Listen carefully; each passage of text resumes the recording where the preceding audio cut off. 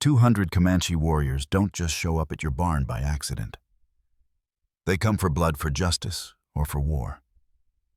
And Jeremiah Stone Calloway was about to find out which one it was. But let's go back to where it all started. 24 hours earlier, the Texas sun was beating down mercilessly on Stone's ranch somewhere between Amarillo and nowhere, when he first spotted the small figure stumbling across his property. At 34, Stone had seen plenty of trouble in his years working cattle. But something about this particular morning felt different, wrong even. He was mending a broken fence post near the creek when movement caught his eye. A child, couldn't be more than 8 or 9, was walking in unsteady zigzags toward his water source. The kid's clothes were torn traditional Native American garments that had seen better days. And even from a distance, Stone could see the way hunger made each step a struggle. Most ranchers in these parts would have reached for their rifle first and asked questions later. The relationship between settlers and the local Comanche tribes had been tense for years, with raids and counter-raids keeping everyone on edge. But Stone had always been different, maybe too different for his own good. He set down his tools and walked slowly toward the child, hands visible and movements deliberate. As he got closer, he could see it was a young girl, her dark eyes too large for her thin face, lips cracked from dehydration. She looked up at him with a mixture of fear and desperation that hit him like a punch to the gut.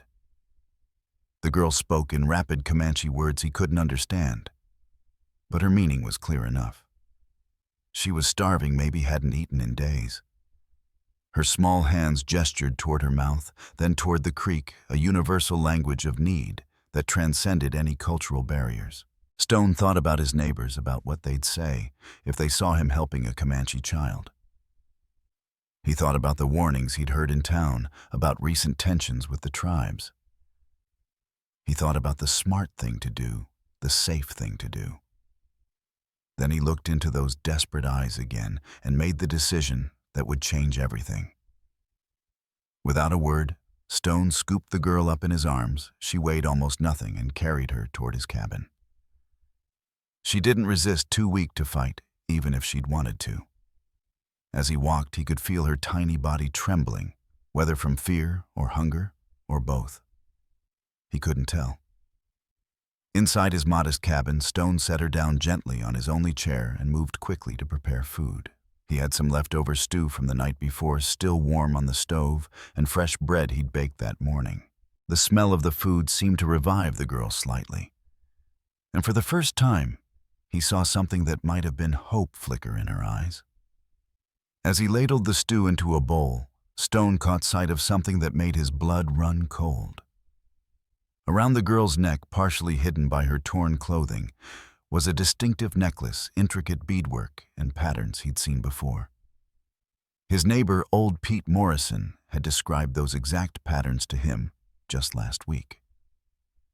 They were the ceremonial beads worn by the family of Chief White Bull, the most powerful Comanche leader in the region. Stone's hand froze halfway to handing her the bowl. If this girl was who he thought she was, he wasn't just helping a hungry child. He was harboring the daughter of the man who could bring 200 warriors down on his head without breaking a sweat. But it was too late to change course now. The girl was already reaching for the food with shaking hands, and Stone couldn't bring himself to turn her away. He handed her the bowl and watched as she ate with the desperate hunger of someone who hadn't seen food in days. What Stone didn't know was that 20 miles away, a Comanche search party had just found the girl's trail leading directly to his ranch, and Chief White Bull himself was riding at the head of that party, his face a mask of fury and grief that promised nothing but trouble for whoever had taken his daughter. The girl finished eating and looked up at Stone with something that might have been gratitude. But as the afternoon shadows began to lengthen across his property, Stone couldn't shake the feeling that he'd just made either the best decision of his life or the last one he'd ever make. The girl fell asleep in Stone's chair within an hour, exhaustion finally overtaking her small body. Stone covered her with his only blanket and tried to convince himself he'd done the right thing. But as evening approached, that conviction started to crumble. The sound of hoofbeats on the dirt road made his stomach drop. Stone peered through his window and saw his neighbor Cletus Hartwell riding hard toward his cabin with two other men Stone recognized from town, Deputy Sheriff Jake Morrison and the local preacher Reverend Thomas. Stone stepped outside before they could dismount, hoping to keep their voices down and avoid waking the girl. But Cletus was already shouting before his horse came to a full stop. "Stone, you damned fool! What in the hell are you thinking?" Cletus's face was red with anger and something that looked like fear.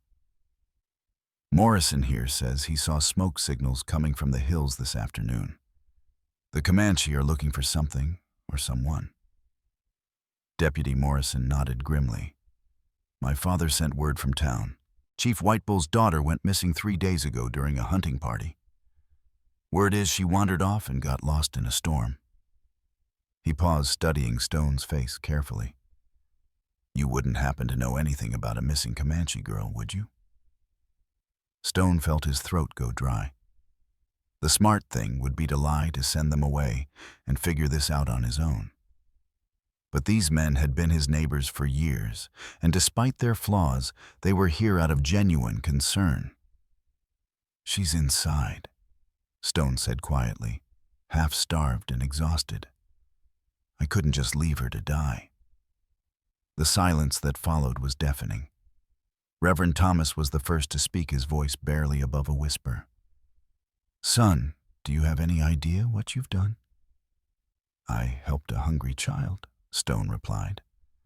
But even as he said it, he could hear how naive it sounded. Cletus started pacing back and forth, running his hands through his hair. "They're gonna think you took her. Hell, they probably already think that. White Bull's been known to wipe out entire settlements for less than this." Deputy Morrison was already backing toward his horse.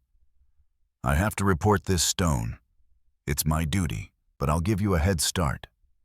Get her back to her people before they find you here." "In the dark?" Stone asked. "She can barely walk. And how am I supposed to approach a Comanche camp without getting shot full of arrows?" "That's your problem now," Morrison said, mounting his horse. "I'm riding to town to warn everyone else. If White Bull decides to make an example of you, he might not stop at just your ranch." As the three men rode away, Stone stood alone in the growing darkness, listening to the girl's quiet breathing from inside the cabin. He thought about saddling up and trying to find the Comanche camp, but he knew it was suicide. He thought about loading her into his wagon and trying to reach the nearest town, but that would only make things worse. The truth was, there was no good way out of this. Every option led to the same place, a confrontation with one of the most feared war chiefs in Texas. As if summoned by his thoughts, a new sound drifted across the plains, the distant rhythm of war drums growing closer with each passing minute. Stone's blood turned to ice. They weren't waiting for morning. The Comanche were coming tonight. Stone rushed back into the cabin, his mind racing. The war drums were getting louder, and he could now make out individual beats in the rhythm, slow, methodical, and absolutely terrifying. This wasn't the chaotic noise of a raiding party. This was something far more organized and infinitely more dangerous. The girl stirred in the chair, awakened by the sound of the drums. Her eyes opened wide, and for the first time since he'd found her, Stone saw recognition cross her face. She understood what those drums meant better than he did. She spoke rapidly in Comanche, pointing toward the door and then at herself. Even without understanding the words, Stone could see the panic in her movements. She was trying to tell him something important, but the language barrier made communication impossible. Stone knelt down beside her chair, speaking as calmly as he could manage. "I know you can't understand me, little one, but I'm trying to help you. Those drums, that's your people coming for you, isn't it?" The girl nodded vigorously, then grabbed Stone's shirt and pulled him toward the window. She pointed outside and held up both hands, opening and closing her fingers repeatedly. Stone counted along with her movements. 10, 20, 30. She kept going until she'd counted to what looked like 200. Stone's legs went weak. 200 warriors. He'd been hoping for maybe a dozen angry braves that he could somehow reason with, but 200. That was enough to level every ranch for 50 miles. The drums stopped suddenly, and the silence that followed was somehow worse than the noise had been. Stone moved to the window and peered out into the darkness. At first he saw nothing. Then, like ghosts materializing from the night itself, he began to make out shapes moving across his property. They came in perfect formation. Warriors on horseback spread out in a wide semicircle that was slowly tightening around his cabin. Even in the moonlight, Stone could see the war paint on their faces, the feathers in their hair, the weapons in their hands. These weren't men who had come to negotiate. The girl tugged on Stone's sleeve again this time, gesturing toward herself and then toward the door. She wanted to go to them, but Stone couldn't tell if that would help or make everything worse. What if they thought he'd hurt her? What if they didn't believe she'd come to him willingly? A single voice called out from the darkness, speaking in English with a heavy accent, but perfect clarity. "White man, we know you have taken something that belongs to us. Send out the girl and perhaps you will live to see morning." Stone's mouth went dry. The voice carried absolute authority. This had to be Chief White Bull himself. Stone had heard stories about the man, how he'd united several tribes under his leadership, how he'd never lost a battle against the cavalry. And now Stone was about to face him across the barrel of a conversation that could end with everyone dead. Stone stepped toward the door, but the girl grabbed his arm with surprising strength for someone so small. She shook her head frantically and pointed to herself, then made a gesture across her throat. She was trying to warn him about something. But what? Then it hit him like a lightning bolt. The girl wasn't just the chief's daughter. She was the chief's only daughter. In Comanche culture, that made her invaluable, not just as family, but as the future of the bloodline. If anything had happened to her while in Stone's care, even if it wasn't his fault, White Bull would have no choice but to make an example of him that other settlers would never forget. Stone realized with growing horror that saving the girl's life might have been the easy part. Now he had to prove to 200 armed warriors that he'd saved her, not stolen her. And he had about 30 seconds to figure out how to do that before Chief White Bull lost his patience and turned Stone's ranch into a battlefield. Stone made the hardest decision of his life. He opened the cabin door and stepped outside with his hands raised high, the girl following close behind him. The sight that greeted him was something straight out of his worst nightmares. 200 Comanche warriors sat motionless on their horses, forming a perfect circle around his property. War paint gleamed in the moonlight, and every weapon was pointed directly at him. At the front of the formation sat a man who could only be Chief White Bull, massive, imposing, with silver streaking through his long black hair and eyes that seemed to burn with barely contained fury. The girl ran toward her father, calling out in Comanche. But instead of the joyful reunion Stone expected, White Bull's expression grew even darker. The chief dismounted and knelt beside his daughter, examining her carefully while she spoke rapidly, gesturing back toward Stone in the cabin. Stone couldn't understand the words, but he could read the chief's body language. Every muscle in White Bull's frame was coiled like a spring, ready to explode into violence. Whatever the girl was telling him, it wasn't making things better. Finally, White Bull stood and walked toward Stone with slow, deliberate steps. The other warriors remained mounted, but shifted their weapons, the subtle movement creating a sound like rattlesnakes preparing to strike. "My daughter tells me you fed her," White Bull said, his English precise and cold. "She tells me you gave her shelter." He stopped just outside arm's reach, close enough that Stone could see the intricate scars on the chief's chest marks of countless battles won and enemies defeated. "Yes," Stone replied, his voice steadier than he felt. "She was starving. I couldn't let a child die." White Bull studied him for a long moment. "She also tells me you saw the sacred beads of our family around her neck. You knew who she was, yet you did not immediately return her to us." Stone's heart sank. This was it, the moment everything went wrong. I was going to bring her back in the morning. She was too weak to travel at night. Perhaps, White Bull said, or perhaps you thought to keep her as a prize to trade her back to us for cattle or horses or safe passage through our lands. The accusation hung in the air like smoke from a funeral pyre. Stone could feel the weight of 200 pairs of eyes on him, warriors waiting for their chief's signal to turn this conversation into a massacre. That's not true, Stone said. I never wanted anything from you.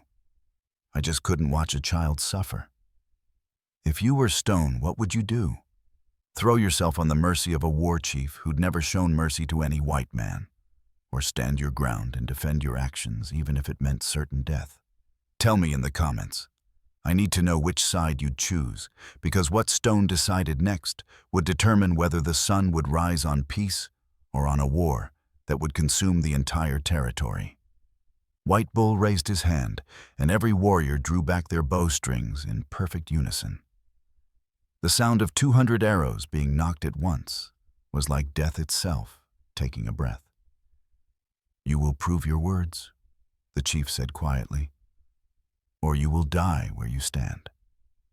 Stone's mind raced as he stared at 200 arrow points glinting in the moonlight. How do you prove goodness to a man who's seen nothing but evil? From your kind, then inspiration struck like lightning. Your daughter was wearing this when I found her, Stone said slowly, reaching into his pocket. Every warrior tensed, but he pulled out a small piece of torn fabric, part of the girl's original clothing, that had caught on his fence post.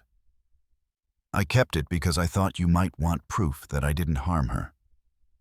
White Bull examined the fabric, recognition flickering in his eyes. It was indeed from his daughter's ceremonial dress, the one she'd been wearing when she disappeared. She came to my water source, Stone continued, his voice growing stronger.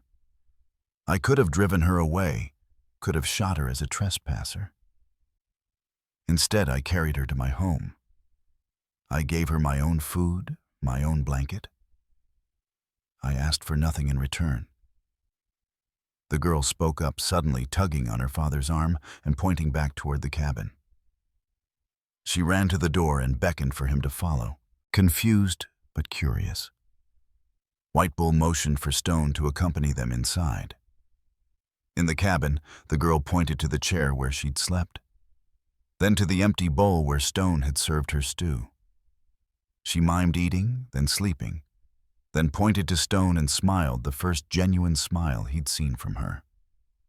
But White Bull's attention was focused on something else entirely. On the table sat Stone's most prized possession, a small tin-type photograph of his own family. His wife and young son, both killed in a cholera outbreak 3 years ago. The picture was worn from handling, surrounded by dried wildflowers that Stone replaced every week. You have lost children too, White Bull said quietly, and for the first time, his voice held something other than anger. My boy was about her age, Stone replied, his throat tight. Maybe that's why I couldn't turn her away. White Bull picked up the photograph, studying the faces of Stone's lost family. Outside, the warriors maintained their positions, but something in the atmosphere had shifted. The girl continued chattering in Comanche, apparently telling her father every detail of how Stone had cared for her.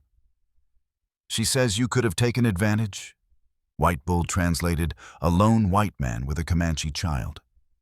You could have demanded ransom, could have used her as protection. Instead, you simply fed her and let her rest. Stone nodded. I've got no quarrel with your people, Chief. I just work my land and try to live in peace. White Bull was quiet for a long moment, still holding the photograph. When he finally spoke, his words surprised everyone, including his own daughter. My warriors expected to find a kidnapper tonight. They expected to burn this place to the ground and take your scalp back as proof of our justice. He set the photograph down carefully.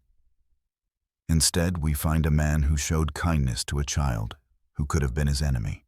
Stone felt hope flickering in his chest, but he could also hear restless movement outside. 200 warriors had come here for blood, and their chief was talking about kindness. That kind of disappointment could quickly turn into a different kind of violence. But there is still a problem, White Bull continued, and Stone's hope crumbled. My warriors cannot return empty-handed. They cannot tell their wives and children that we rode out to punish a crime and came back with nothing but words. Stone's blood turned cold. What are you saying? I am saying that even though you meant no harm, you have created a situation that demands resolution.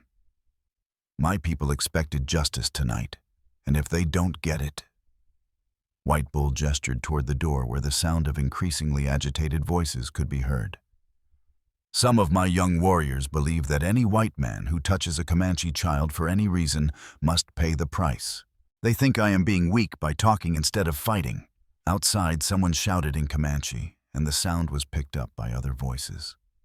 Stone couldn't understand the words, but the tone was unmistakable. They were calling for blood.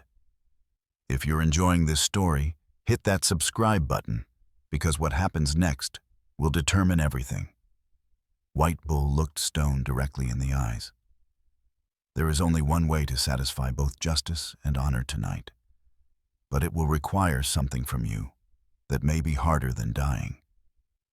Broken Arrow stepped directly into White Bull's path, his scarred face twisted with rage. He spoke rapidly in Comanche, his voice rising with each word, and Stone didn't need a translation to understand the challenge being thrown down. White Bull's response was quiet but firm, and Stone watched as the two men faced off. Chief against warrior authority, against grief, fueled anger. The girl pressed closer to Stone's side, and he could feel her trembling. Other warriors began choosing sides, some moving behind Broken Arrow, others remaining loyal to their chief. The careful discipline that had marked their arrival was starting to fracture, and Stone realized he was witnessing something that could split the tribe apart. Broken Arrow pointed his lance at Stone and shouted something that made several warriors nod in agreement. White Bull's jaw tightened, and when he spoke again, his voice carried the unmistakable tone of a final warning. But Broken Arrow wasn't backing down. He took another step forward, close enough now that the point of his lance was almost touching White Bull's chest. The challenge was clear. Follow the old ways of blood for blood, or be seen as weak by the younger warriors. That's when the girl did something that no one expected. She stepped between the two men and began speaking in rapid, passionate Comanche. Her young voice cut through the tension like a knife, and Stone watched as Broken Arrow's expression shifted from rage to confusion to something that might have been shame. White Bull translated quietly. She is telling them exactly what happened, how she got lost in the storm, how she wandered for days without food or water, how she expected to die alone on the prairie until you found her. The girl continued speaking, her voice growing stronger with each word. She pointed to Stone, then to herself, then mimed eating and sleeping.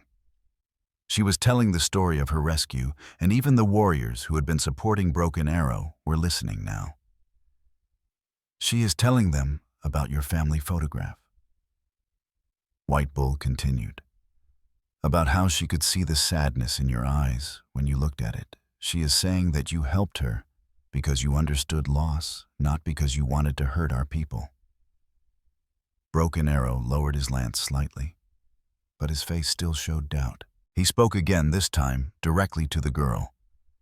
And Stone caught one word he recognized, wasichu, the Comanche term for white man, and not a friendly one.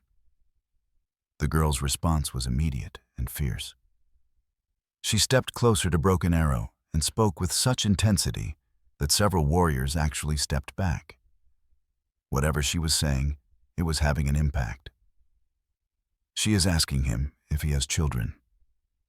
White Bull translated surprise, evident in his voice. She is asking him what he would want a stranger to do if his child was dying of hunger in the wilderness. Broken Arrow's lance dropped to his side. The girl wasn't finished. She continued speaking her words, now directed at all the warriors around them. Stone could see the effect rippling through the crowd as hard faces began to soften. She is telling them that judging you for your kindness would make us no better than the soldiers who kill without asking questions first. She is saying that if we punish mercy, we become the monsters that the white man believes us to be. The silence that followed was deafening. 200 warriors sat motionless, processing the words of an 8-year-old girl who had just challenged their deepest beliefs about justice and revenge. Finally, Broken Arrow spoke, his voice barely above a whisper. White Bull's translation came slowly. He says that perhaps the spirit sent his brother a teacher instead of an enemy. He says that maybe wisdom sometimes comes from the smallest voices. Stone felt something shift in the air around them. The tension wasn't gone, but it had transformed into something else, uncertainty perhaps, or the beginning of understanding. White Bull looked at Stone with something that might have been respect. My daughter has just done something remarkable. She has turned a war party into a council meeting. But now comes the hardest part. What's that? Now you must prove to them that her faith in you was justified. Tonight in our village, in front of the elders who have spent their entire lives hating your people. White Bull gestured toward his horse. Are you ready to bet your life on the word of a child? Stone looked down at the girl who was watching him with those same desperate eyes that had started this whole ordeal. But this time he realized she wasn't begging for his help. She was offering hers, and somehow that made all the difference. The ride to the Comanche village took 3 hours through terrain that Stone had never seen before, hidden canyons and secret paths that his people had never discovered. As they approached the camp, Stone could see dozens of fires flickering in the darkness and hear the low murmur of voices as word spread of their arrival. The tribal council convened immediately, despite the late hour. 7 elders sat in a semicircle around a central fire, their weathered faces grave in the dancing shadows. Stone stood in the center, acutely aware that he was probably the first white man to enter this sacred space and live to tell about it. White Bull spoke first, explaining the circumstances of his daughter's rescue. Then came Broken Arrow, who, despite his earlier change of heart, still argued for traditional justice.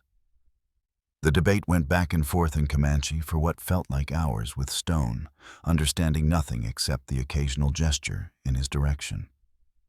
Finally, the girl stepped forward again. This time her voice was calm and measured, but her words carried the weight of absolute conviction. She spoke for nearly 10 minutes, never once looking away from the elders' faces. When she finished, the oldest member of the council, an ancient man whose hair was completely white, asked her a single question. Her answer was immediate and unwavering. White Bull turned to Stone. He asked her if she truly believes you would risk your life to save a Comanche child again. Knowing what it might cost you, she said yes without hesitation. The elders conferred among themselves in whispers. Stone's heart pounded as he waited for their decision, knowing that these next few moments would determine whether he lived or died. The white-haired elder stood slowly, his joints creaking with age. When he spoke, his voice carried the authority of decades of wisdom. He says, White Bull translated that the spirits have sent us a test tonight. Not a test of our ability to make war, but our ability to recognize when mercy deserves mercy in return. Stone felt his knees go weak with relief, but the elder wasn't finished. You will be granted safe passage back to your land. But more than that, you will be granted the protection of our tribe. Any Comanche who harms you or your property will answer to this council. Stone could barely speak. I don't know what to say. There is one condition, the elder continued through White Bull's translation. You must promise that if any of our people come to you in need, hungry, wounded, or lost, you will show them the same kindness you showed this child. I promise, Stone said without hesitation. What happened next surprised everyone. The girl ran to Stone and hugged him tightly, speaking in broken English for the first time. Thank you for saving me. Now I save you. As dawn broke over the prairie, Stone rode back to his ranch with an escort of honor instead of a war party. The two cultures that had been on the brink of violence had instead found a bridge in the form of one cowboy's simple act of kindness. Stone's ranch became a neutral ground where Comanche and settlers could meet safely. He never got rich, never became famous, but he lived the rest of his life knowing that sometimes the smallest acts of mercy can prevent the greatest tragedies. And every year, on the anniversary of that night, a young Comanche woman, no longer a starving child, but a respected member of her tribe, would visit Stone's ranch to share a meal and remember the moment when two worlds chose understanding over warfare. The girl who had once begged for food became a translator and peacekeeper between the tribes and settlers. Stone lived to be 73, dying peacefully in his sleep, surrounded by friends from both cultures who had learned that courage isn't always about fighting. Sometimes it's about knowing when to feed a hungry child instead. If you're loving these incredible true stories from the Old West, hit that subscribe button, because we've got so many more tales of courage, conflict, and unexpected heroes waiting for you. Now click on the video on the screen to hear a story even better than this one, with a twist so powerful you won't forget it anytime soon. Click on the video now.